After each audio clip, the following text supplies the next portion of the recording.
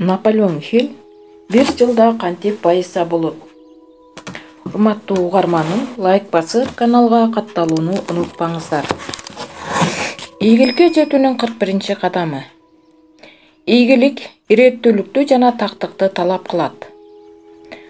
Англиянын эң белгилүү премьер-министринин бири Бенджамин Дизраели 1804-1881 жылдары өзүнүн эрки күчтүүлүгүнөн эң жогорку деңгээлге ийгиликке жеткен.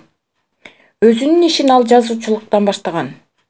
Бирок ал тармакта ийгиликке жете алган эмес. Миңден ашык китептери басылып чыккан, бирок элге эч кандай деле таасирин тийгизе албаган. Дизраэл бул тагдырдын буйругу деп кабыл алган жана ал өзүнүн бактысын саясаттан издөөнү чечкен. Башынан эле ал Улуу Британиянын премьер-министрин ордун каалаган жана болгон күчүн ага жумшаган. Сыноодон өтүп жаткан кезинде Дизраэл өтө күчтүү оппозиционер менен кездешип калган. Бирок ал өзүнө ишенип, жакшылап иштеп, кайрадан болгон шайлоодо жеңишке ээ болгон. Көп өтпөй эле Дизраэлдин таасири бүт Британияга тараган. Бардык окуялар курч кырдаалга келип такалганда, Дизраэл өзүнүн күчү менен иштеп, туура чечим чыгарып, акыры жакшы ийгиликтерге жеткен. Ийгиликке жеткен соң Дизраэл айткан: "Ийгиликтин сыры койгон максатыңызга ишенүү болуп эсептелинет. Тилекке каршы көп учурда адамдар кыйынчылыкка дуушар болгондо же ийгиликке жетүүсүнө аз калганда чыдамы качып жеңилип беришет, же эрктери жетпейт. Мындай кырдаалдан чыгуу боюнча бир эреже бар. Ал ишиңиздин так планын түзүңүз. Бул эреженин теңине жеткен бөлөк эч нерсе жок. Сиз өзүңүздүн оюңузду, аң-сезимиңизди башкарсаңыз жана контролдосоңуз болот. Бирок мындай мүмкүнчүлүктөр сизден аябагандай көп жоопкерчиликти талап кылат.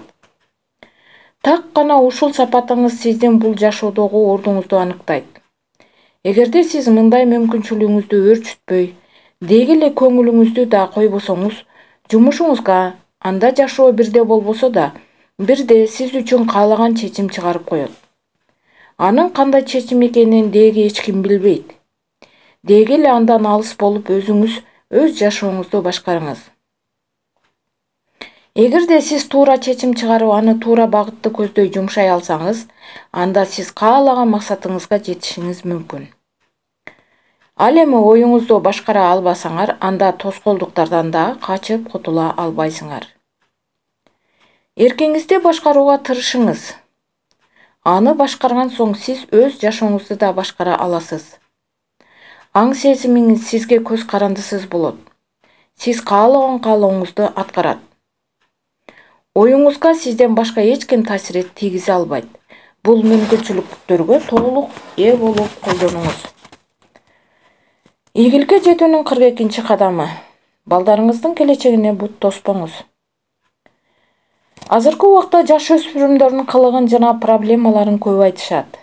Мен сиздерге бир проблемалуу жаш өспүрүмдү туура жолго салганы жөнүндө аңгеме айтып берейин. Ал жаш өспүрүм сизге айтып берип жаткан адам өзү. Мен жаңы өсүп жетилип баштаган кезде апам бул дүйнөдөн кайтыш болгон. Мени жана кичүүнүмдү атам чоңойтуп өстүргөн. Мен жетилип, мүнөзүм өзгөрүп турган кез.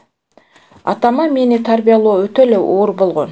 Анткени ал динге да ишенген адам болчу. Мен музыкага кызыкчымын. Кез-кезде банджо аспабында өзүнчө добуш чыгарып ойноп да калчумун. Бирок атамдын динге ишенүүсү боюнча ал да жарабады. Көп өтпөй аны да сындырып жараксыздыкка чыгарган. Бийге да тыюу салынган. Бирок атам уктаганда мен анын атын минип, айылдагы бий кечине барчумун. Тил укпай же ката кетиргенде атам жазалоочу. Ал жаза өтө оор жана кыйын болчу. Бирок ар бир жазалоо сайын менин чечкиндүүлүгүм өскөн. Көп өтпөй мен каалаган адам менен же басынтууга ачык эле каршы чыгууга даяр болгом. Мени бир гана атамдын кайрадан үйлөнүшү куткарды. Биздин өгөй энебиз аябагандай жакшы, ак көңүл жана түшүнүктүү айымдардын бири экен.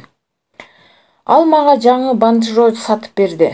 Жада калса анда жакшы ойногонду да үйрөттү. Аны заказ кылып, мага айтпай 2 никелдүү курал да заказ кылып коюптур. Бирөөсү мага, ал эми экинчиси өзүнө. Атканды да үйрөткөн, кандайдыр бир нерсеге мээлебей кошуналардын тоокторун атып үйрөнгөнбүз. Ошентип көптөгөн бактылуу убакыттарды өткөрдүк. Ал мага жаккан иштерди колдоп, менин энергиямды туура жолго салды. Анысы менен менин ишеничиме жана ага болгон сүйүүмө да ээ боло алды. Бир жолу өзүнө жазуучу машинка алып, аны колдонгонду жана өз оюнду кагаз бетине түшүрүүнү мага үйрөткөн. Үйрөнгөн соң, ал мага репортердук ишти чакан гезит ишканасынан таап берген.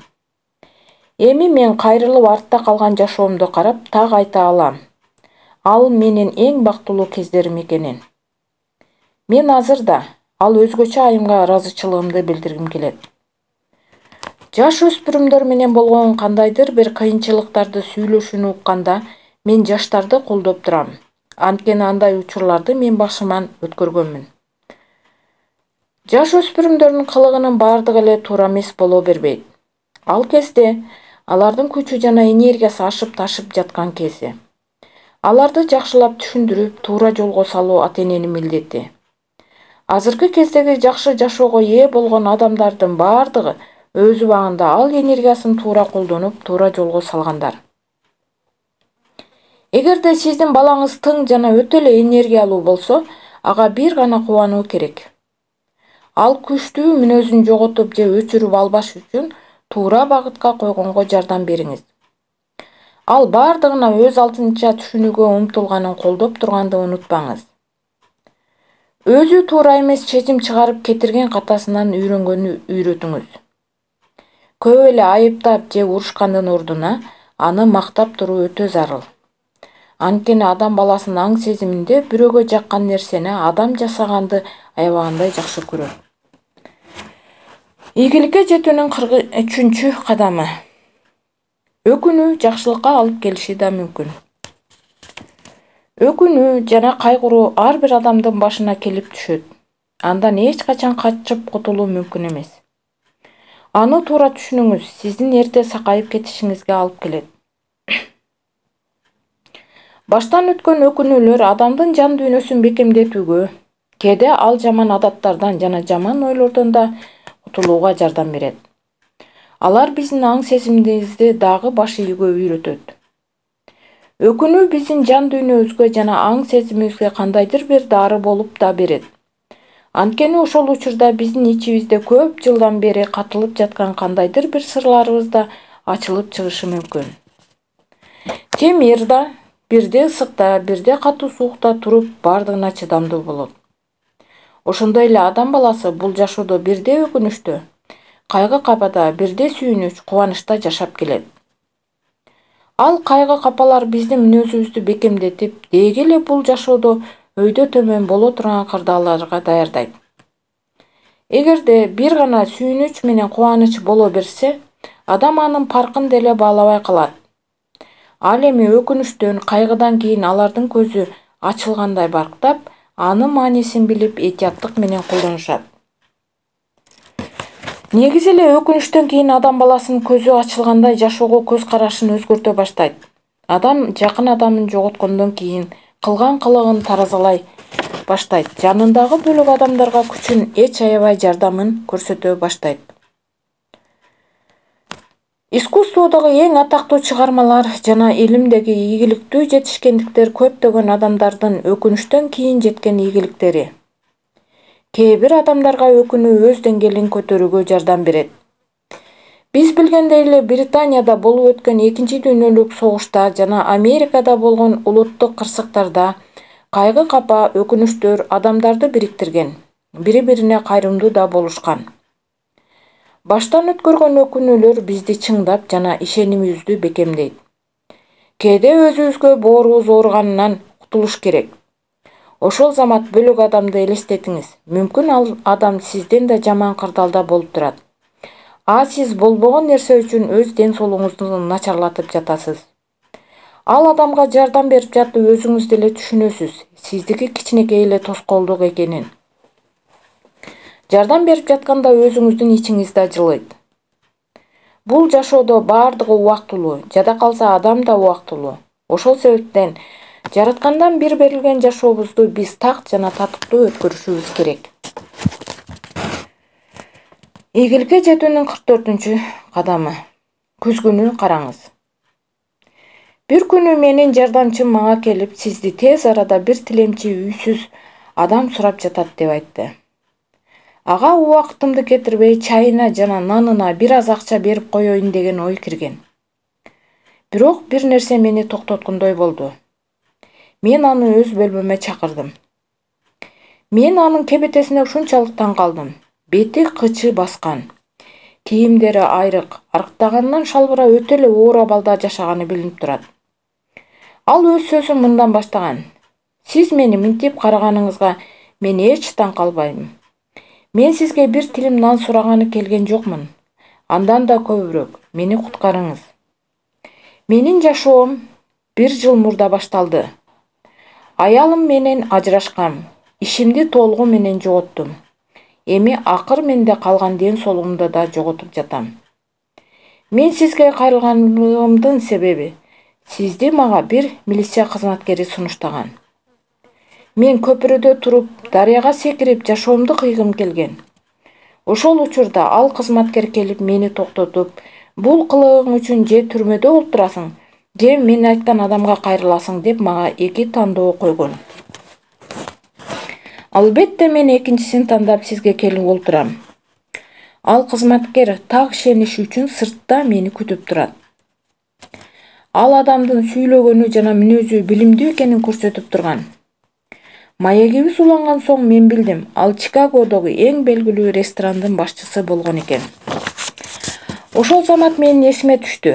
Бир жолу жарнамада ошол ресторан сатылууга берилип жатканын.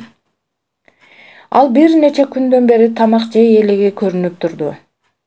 Мен жардамчыма ага эртең мененки тамакты алып келишин сурадым. Тамак даярдалып жатканда биз маегибизди уланттык. Ал байкуш жашоосунда болгон жамандыктардын баардыгын бирөөгө шылтабай, так билип, өзүм жашоомду бузуп алдым. Баардыгына өзүм күнөөлүүмүн деген сөздөрү мени кубандырды. Тамак жеп бүтөөрү менен мен сөзүмдү уланттым. Досум менен, сен мени жашооң менен аябагандай таң калтырдың. Бирок баардыгынан да мени таң калтырганы бул сен эч кимди күнөөлөбөгөнүң.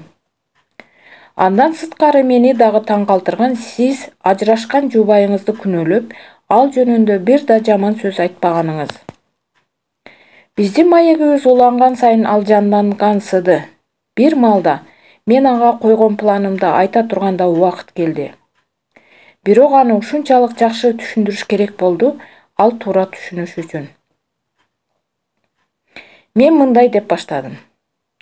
Сиз мага жардам сурап келдиңиз. Бирок мен жардам бере албайм.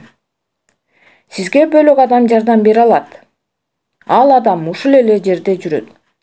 Мен сизди аны менен тааныштырып коеюн деп, анын колунан алып башка бөлмөгө алып бардым. Чоң сүрөттүн алдына тургузуп, аны ачыңыз дедим.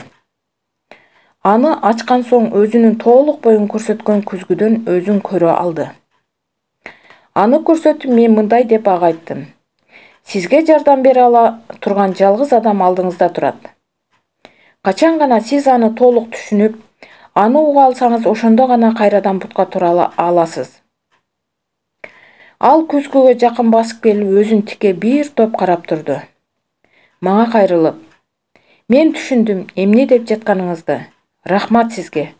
Мага убактыңызды бөлүп кеңеш бергениңизге деп, өзүнө ишеничтүү бойдон бөлмөдөн чыгып кетти. Мен ал жөнүндө 2 жылдай эч нерсе уккан жокмун. Мына бир күндөрдүн биринде ал адам менин бөлмөмө кирип келди. Аны көрүп мен көпкө таң калып отурдум. Мурунку кебетесинен эч нерсе жок, таза жана тыккан кийинген экен. Анан ал өзүнүн жашоосунун кандай болгонун айтып берди. Менден чыккан соң ал куткаруу аскердигине барып, кийим кече алып, кичине да болсо жакшыраак кийинип, өзүнө жумуш издегени киришкен. Көп өтпөй ал өзүнүн ресторанында болгон ресторанга менеджер болуп орношкон. Ал ишти жакшы билчү да.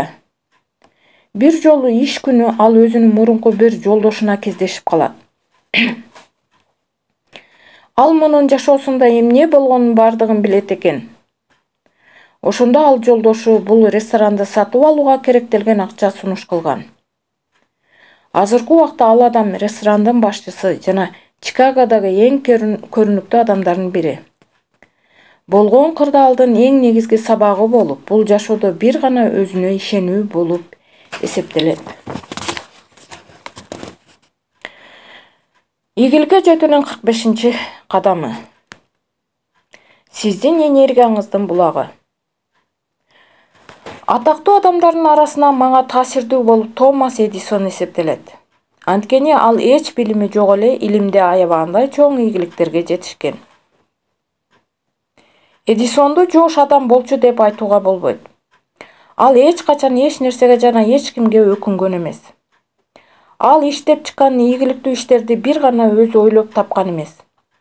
Ал ойлорду ар жактан чогултуп, өзүнүн аң сезими айткандай жасап келген. Бир жолу ал менен сүйлөшүп жатып, мен андан сурадым. Эгерде жарык берүүчү чыракты ойлоп таппаганда эмне кылат элең? Анын көзүнүн тактыгы дароо эле билинди. Мындай деп жооп берди. Эгерде андай болгондо мен өзүмдүн ишканамда отурмактымын. Сен менен сүйлөшпөй. Эдисон үчүн эч качан тоскоолдук деген түшүнүк жок болчу. Жөнөкөй адам үчүн канча тоскоолдук жана шарты жоктук коюлган максатын токтото ала тургандыгын далилдеш үчүн мен атайын өзүм изилдөө жүргүздүм. Суроо жүргүзүлүп жаткандардын көпчүлүгү биринчи эле тоскоолдукта ишин токтотушкан. Ал эми калгандары экинчи жолу кайрадан аракет кылып көрүшкөн. Ал эми көпчүлүгү тоскоолдуктун белгиси боло электе эле бул иштен баш тартышкан. Ийгиликтүү же жолу болбогон адам экенин дал ошол сүйлөшкөн мезгилде билсе болот. Негизинен ийгиликтүү адам максатына жеткен соң келечектеги дагы жете элек пландары тууралуу сүйлөп турат. Ал эми жолу жок адам өзүнүн болбой калган, ишке ашпай калган иштерин актанып сүйлөп турат. Адам мындай мүнөздөрүн ар дайым өзү айтып турат. Ичи тардык жана өчөшүү, аябагандай начар сөздөр жана жаман мүнөздөр. Мындан да эң начары эгерде бул мүнөздөр сизге таандык болсо. Сиз биримдикте жана тынчтыкта жашагыңыз келсе, анда тез арада бул мүнөздөн кутулуңуз. Эч качан оюңузга коркунуч, ичи тардык, көрө албастык, оору, деги эле бирөөгө кам көргөн сыяктанууну кошоматчылык адаттардан алыс болуңуз.